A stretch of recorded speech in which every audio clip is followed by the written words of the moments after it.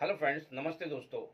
आज के इस वीडियो में हम बहुत ही ज़्यादा प्रयोग लाए जाने वाला एंटीबायोटिक इंजेक्शन के बारे में जानेंगे, जिसका नाम है अमीकासिन इंजेक्शन। ये इंजेक्शन जनरल प्रैक्टिशनर का पसंदीदा इंजेक्शन है। हम जानेंगे ये इंजेक्शन क्या है, इसको किस रूट से तथा कितनी मात्रा में लगाया जाता है, इसके क्या क्या यूजेस हैं, किन किन बीमारियों में इसको लगाया जाता है, इस इंजेक्शन को लगाने पर क्या साइड इफेक्ट हो सकते हैं तथा क्या इस इंजेक्शन को किसी ड्रिप या इंजेक्शन के साथ मिलाकर लगा सकते हैं।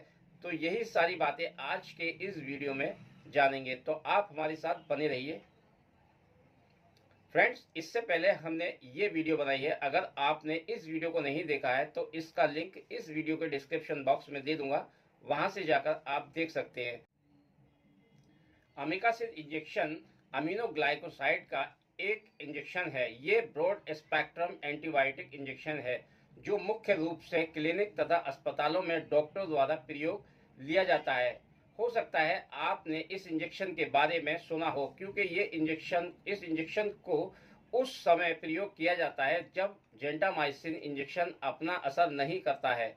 मतलब मरीज में जेंटामाइसिन इंजेक्शन लगाने के बाद भी कोई फायदा नहीं होता है, तो इस इंजेक्शन का उस समय प्रयोग किया जाता है, अमीकासिन इंजेक्शन लगाया जाता है।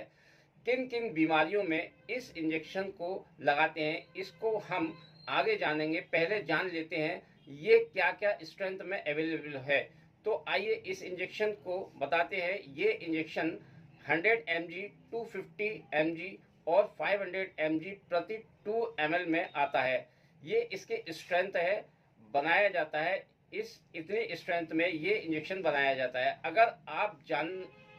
अगर जाने इस इंजेक्शन को क्या नाम से मेडिकल स्टोर पर खरीद सकते हैं, तो आइए अपने मूल्य यानी के फेमस नाम है इसका अमीकासिन इंजेक्शन, तो हर मेडिकल स्टोर पर मिल ही जाता है।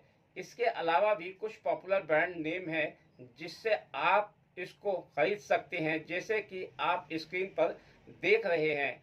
इनमें से किसी भी नाम से अगर आपको ये इंजेक्शन मिलता है और सस्ता मिलता है तो वहां से आप खरीद सकते हैं, क्योंकि इन सभी में सेम कंटेंट होता है। अब फ्रेंड्स, यहाँ पे ये जान लेते हैं कि इस इंजेक्शन को कौन कौन प्रयोग नहीं कर सकता है।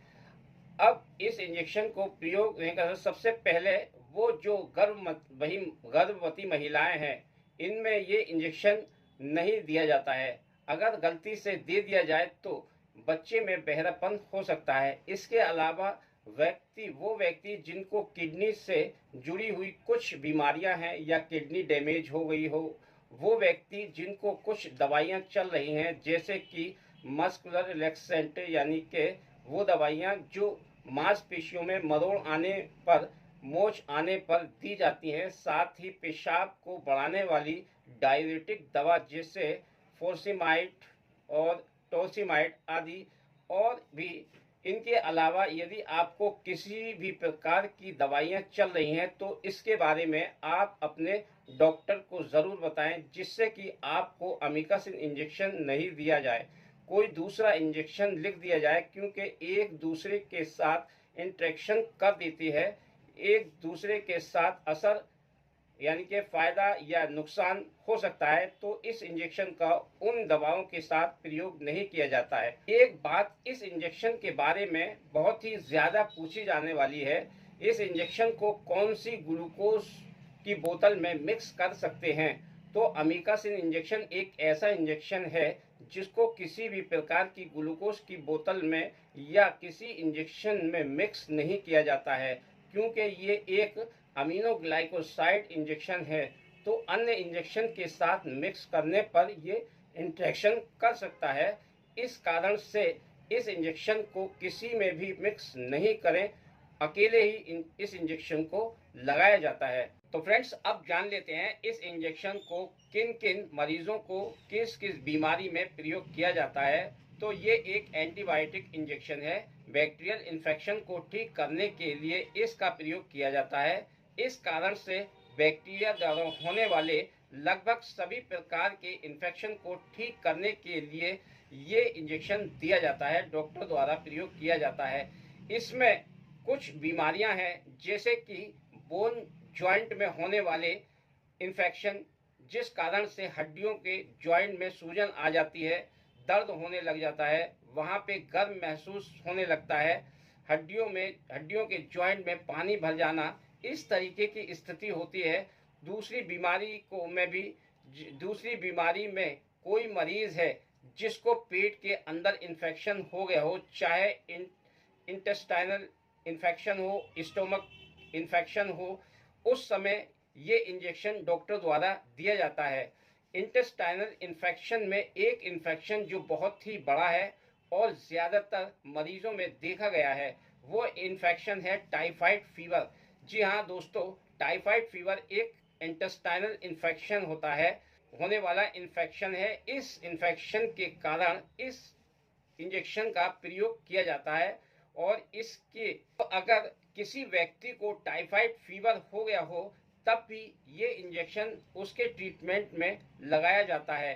एक है मेनिंजाइटिस नामक बीमारी, जिसमें व्यक्ति के मस्तिष्क तथा स्पाइनल कॉर्ड्स में इन्फेक्शन होने के कारण तेज दर्द होता है, सूजन आ जाती है, कई बार बुखार भी होने लग जाता है और ये इन्फेक्शन काफ़ी गंभीर इन्फेक्शन होता है, तो इस समय भी ये इंजेक्शन डॉक्टर द्वारा दिया जाता है। इसके अलावा यदि किसी व्यक्ति को फेफड़ों में सूजन हुई हो, इन्फेक्शन हुआ हो, कोई भी इन्फेक्शन फेफड़ों का हुआ हो, फेफड़ों से जुड़ा हुआ कोई इन्फेक्शन हो गया हो जिसमें मुख्य रूप से निमोनिया प्रमुख है, उस समय निमोनिया होने के कारण फेफड़ों में पानी भर जाता है, छाती में तेज दर्द होने लग जाता है और कई बार बुखार आना और सांस लेने में समस्या होना, इस स्थिति में भी इस इंजेक्शन का प्रयोग किया जाता है।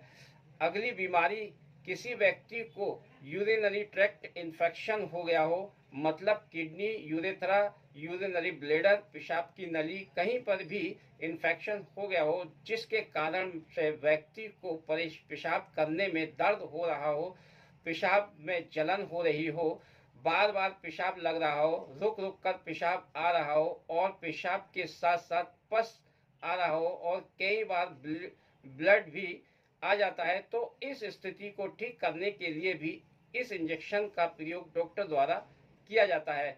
ये इंजेक्शन डॉक्टर का पसंदीदा दवाओं में से एक है। अगली बीमारी है MDR, टीबी, जिसे हम मल्टी ड्रग रेसिस्टेंट ट्यूबरक्लोसिस कहते हैं।